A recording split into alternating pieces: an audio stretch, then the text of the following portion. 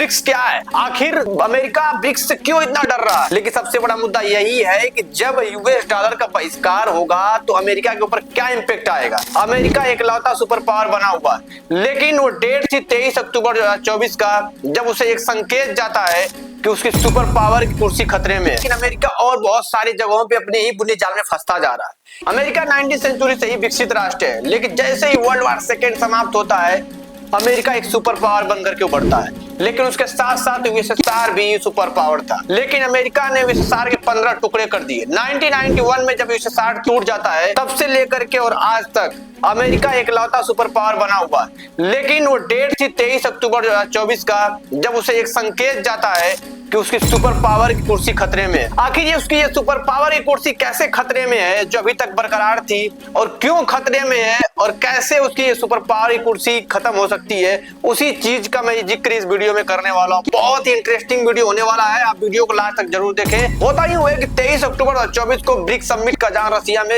यह आयोजन किया जाता है, लेकिन ये खतरे की घंटी अमेरिका के ऊपर मंडरा रही थी। एक तरफ जहां रसिया और चाइना एक दूसरे से हाथ मिला रहे थे, तो दूसरी तरफ भारत और रसिया अपने रिश्ते की बात कर रहे थे। वही तीसरी तरफ बात किया जाए तो चाइना और इंडिया एक दूसरे से 4 साल के बाद हाथ मिलाना शुरू किए थे। आखिर ये अमेरिका के साथ क्या हो रहा था। वही मैं अगर चौथे एंगल की बात करूं तो ब्रिक्स में 4 और नए देश जुड़ गए।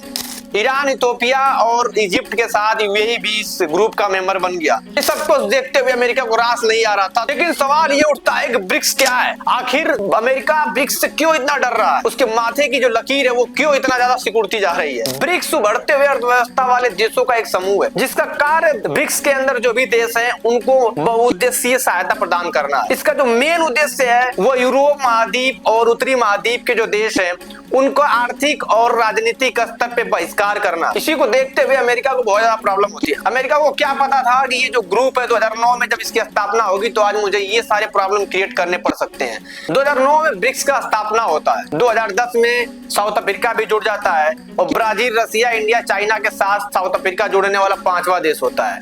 लेकिन सबसे बड़ा इंपॉर्टेंट चीज ये था, ब्रिक्स का अंदाजा आप इसी से लगा सकते हैं कि दुनिया के 45% जनसंख्या को कवर करता है, 35% ग्लोबल जीडीपी को कवर करता है, 30% लैंड को कवर करता है, और 44% क्रूड ऑयल को कवर करता है। आपको इसका ताकत का अंदाजा लग गया होगा कि अमेरिका इसे प्रॉब्लम क्यों क्रिएट हो रहा है और क्यों आगे होने वाला है। यही नहीं, ब्रिक्स 2018 के अंदर G7 जो कि एक 7 ग्रुप देशों का समूह है, उसका सबसे इंपॉर्टेंट जो कंट्री है वो अमेरिका है, और 2018 में ब्रिक्स ने G7 को भी पछाड़ दिया था।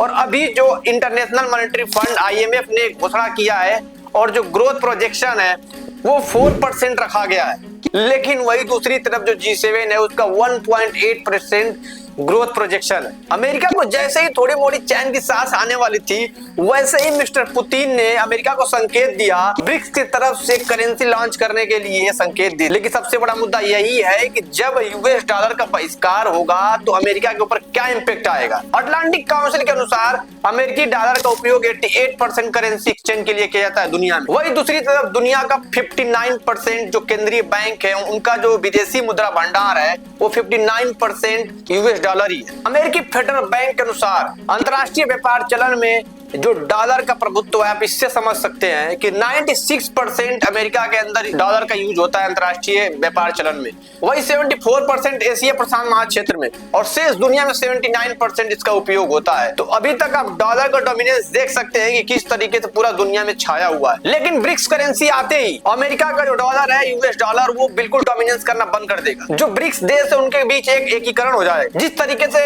मोदी ने ब्रिक्स के अंदर लोकल फॉर वोकल करेंसी की बात कर रहे हैं, उससे अमेरिका का जो डॉलर है वो कोलैप्स करने की स्थिति में आ जाएगा। ब्रिक्स करेंसी आते ही जो 40 देश और जुड़ना चाहते हैं इस ग्रुप के अंदर, वो भी अपनी डोमिनेंस दिखाना चाहेंगे और लोकल मुद्रा की बात करना शुरू कर देंगे, जिससे यूएस डॉलर को और प्रॉब्लम क्रिएट हो सकती है। मैंने ब्रिक्स की बात कर लिया, मैंने डॉलर की बात कर लिया, लेकिन अमेरिका और बहुत सारी जगहों पे अपने ही बुरे जाल में फंसता जा रहा है। यूक्रेन रसिया का वार, यूक्रेन इतना ज्यादा लंबा वार कभी खींच नहीं सकता था जिस तरीके से अमेरिका के बखाए में आकर के उसने खींचा।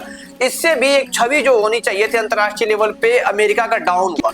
दूसरी तरफ जिस तरीके से इजराइल और फिलिस्तीन के बीच जो युद्ध चल रहा है, इजराइल ने युद्ध को बहुत ज्यादा लंबा खींच दिया है, जिससे जो अरब देश है वो धीरे धीरे अमेरिका से अंदरूनी रूप से नाराज होता दिख रहे हैं। क्योंकि यूएई में जैसे आपने देखा होगा कि ब्रिक्स के अंदर यूएई के जो प्रेसिडेंट थे बहुत प्यार से आकर के स्वागत उनका किया जा रहा था।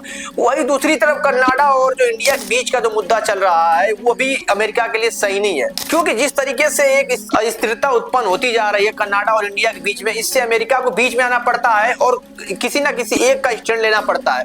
और जिस तरीके से अमेरिका कनाडा का स्टैंड ले रहा है, इससे इंडिया उससे नाराज हो सकता है और इंडिया के बगैर अमेरिका एशिया में अभी कुछ भी करने के लायक नहीं है फिलहाल की जो कंडीशन है। चौथी अगर मैं बात करूं तो क्वाड में जिस तरीके से अमेरिका डोमिनेंस करना चाहिए वो क्वाड में डोमिनेंस नहीं कर पा रहा है। इसके पीछे का रीजन ये है कि ऑस्ट्रेलिया, जापान, अमेरिका और इंडिया का जो एक ग्रुप सही ढंग से कार्य करना चाहिए था चाइना को टारगेट करने के लिए, वो अभी तक खास तौर पे कुछ बहुत ज्यादा इन्वेस्टमेंट क्वाड के अंदर नहीं हुआ है। और जब तक इन्वेस्टमेंट अमेरिका क्वाड के अंदर नहीं करेगा तब तक और ये सारे देश बहुत ज्यादा इसमें इंटरेस्ट लेने वाले नहीं है। ये सारी स्ट्रेटजी भी अमेरिका की काम नहीं आ रही है। दूसरी तरफ अगर मैं बात करूं नाटो, तो नाटो का जो लचर प्रदर्शन है वो भी अमेरिका के लिए सही नहीं है। तो ये सब देख करके आपको क्या लगता है कि अमेरिका की जो सुपर पावर की कुर्सी है वो सच में गिरने वाली है?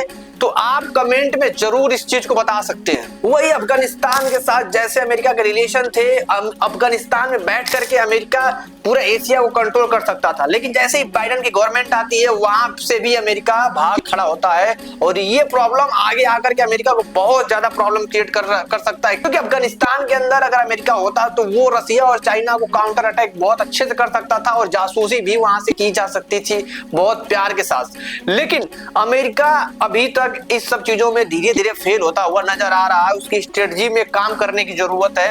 लेकिन सबसे बड़ा मुद्दा यह है कि क्या सच में जो सुपर पावर की कुर्सी है, ये सब चीज सुनने के बाद आपको क्या लगता है कि अमेरिका की सुपर पावर की कुर्सी खतरे में है या खत्म हो जाए? कमेंट बॉक्स में आप जरूर करिए मेरे को, और अपनी जो विजन है और आपका जो कमेंट है वो मेरे लिए बहुत इंपॉर्टेंट होता है। मिलते हैं नेक्स्ट वीडियो में, तब तक के लिए जय हिंद, जय भारत।